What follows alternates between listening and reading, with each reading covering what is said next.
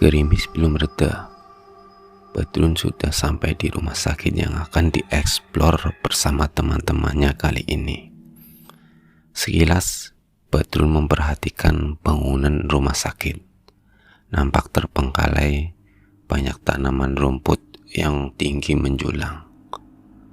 Lalu, ada sekelebat bayangan yang entah itu apa wujudnya.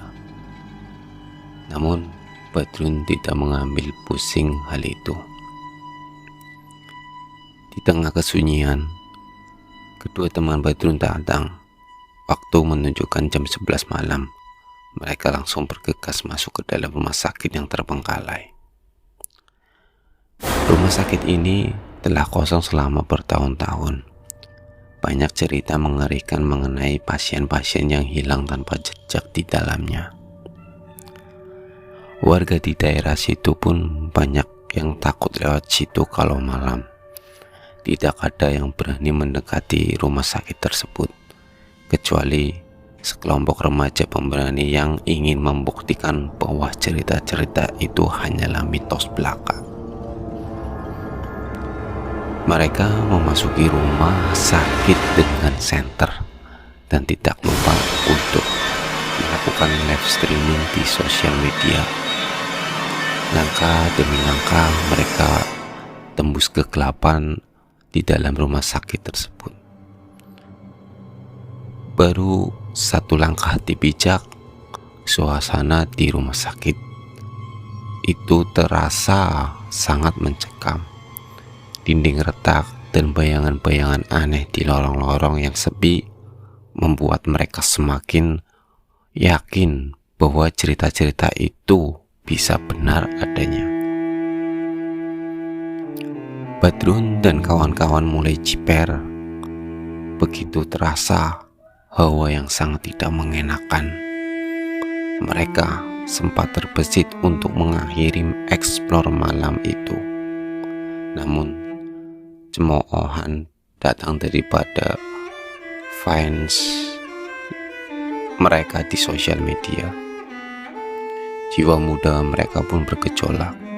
Hati terasa panas disebut pecundang oleh para fans. Akhirnya mereka melanjutkan eksplornya. Saat mereka menjelajahi rumah sakit, tiba-tiba mereka mendengar suara langkah kaki di lorong sebelah. Mereka saling berpandangan dengan mata yang penuh ketakutan. Namun, saat mereka mendekati suara itu, mereka menemukan sesuatu yang benar-benar mengejutkan. Tiba-tiba ada seorang pria tua, berambut putih, dan berpakaian jas dokter, berjalan dengan hati-hati di lorong tersebut. Pria itu pun menoleh ke arah mereka. Dengan senyuman lebar, pria itu berkata, "Terima kasih. Akhirnya ada yang datang. Selama ini saya merindukan kunjungan pasien," katanya dengan suara yang terdengar ramah. Mereka berbicara dengan pria itu dan mengetahui bahwa pria itu bernama Dr. Edward, seorang dokter yang pernah bekerja di rumah sakit ini. Namun, ketika mereka menanyakan mengenai cerita-cerita mengerikan, Dr. Edward pun tersenyum misterius dan menyangkalnya. Mungkin itu cerita-cerita mitos yang dikarang oleh warga sini.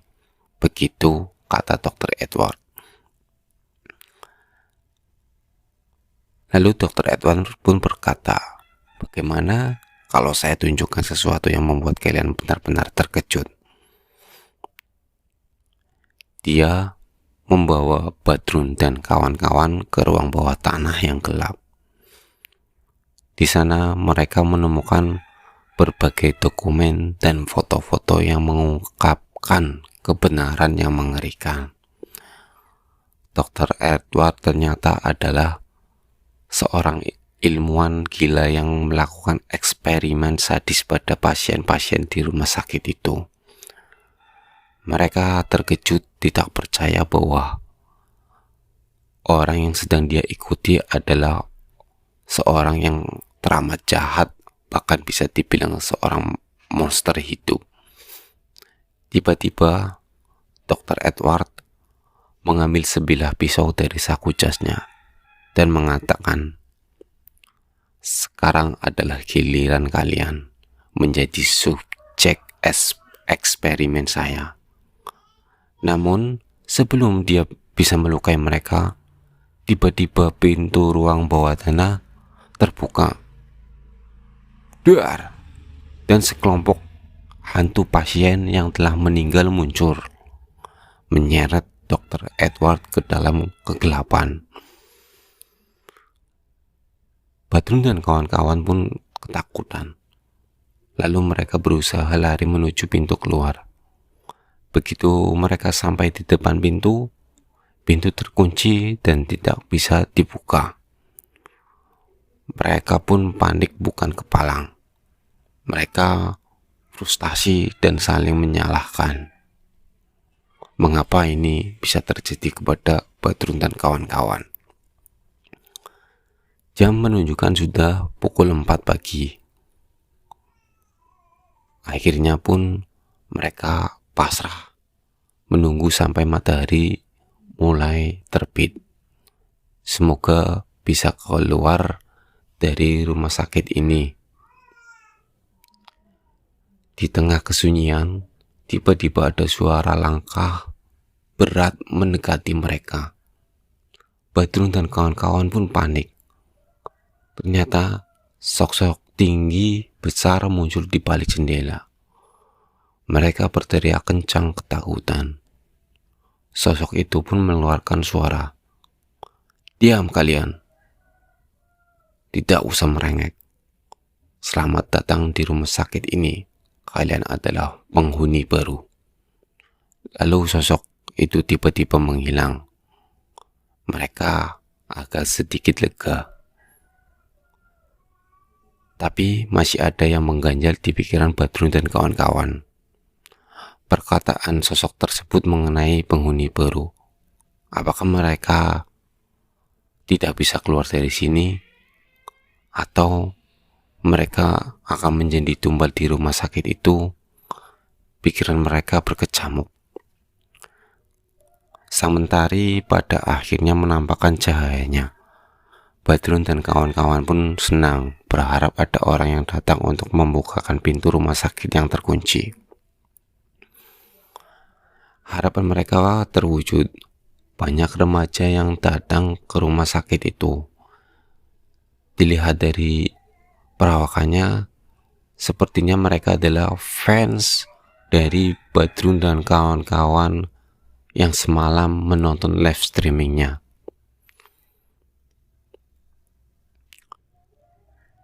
Badrun pun menggedor-gedor pintu dengan keras, sekaligus berteriak, berharap mereka yang datang tahu kalau ada orang di dalam ruangan.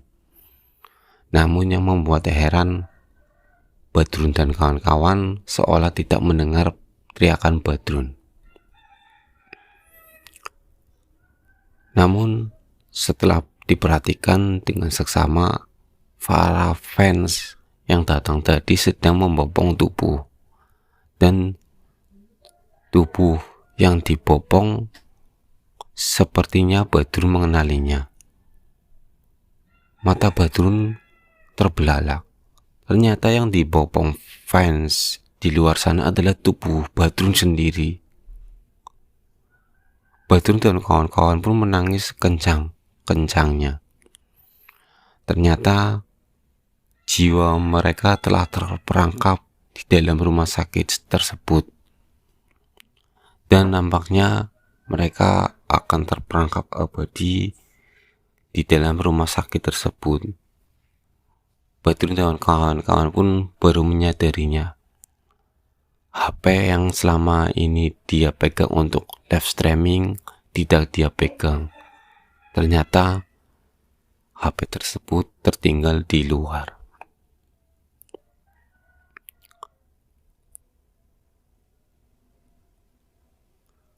Jadi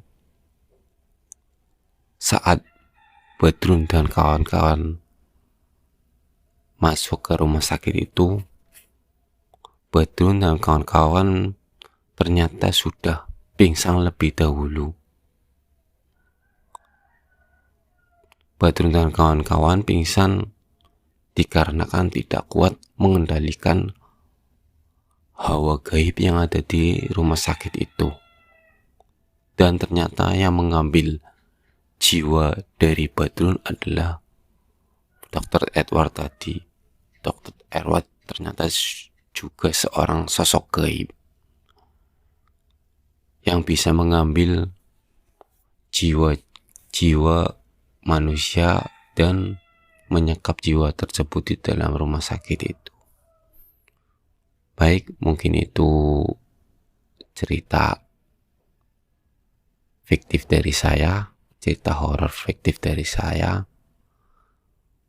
Cerita ini pure imajinasi dari saya, semoga menghibur para pendengar sekalian. Terima kasih.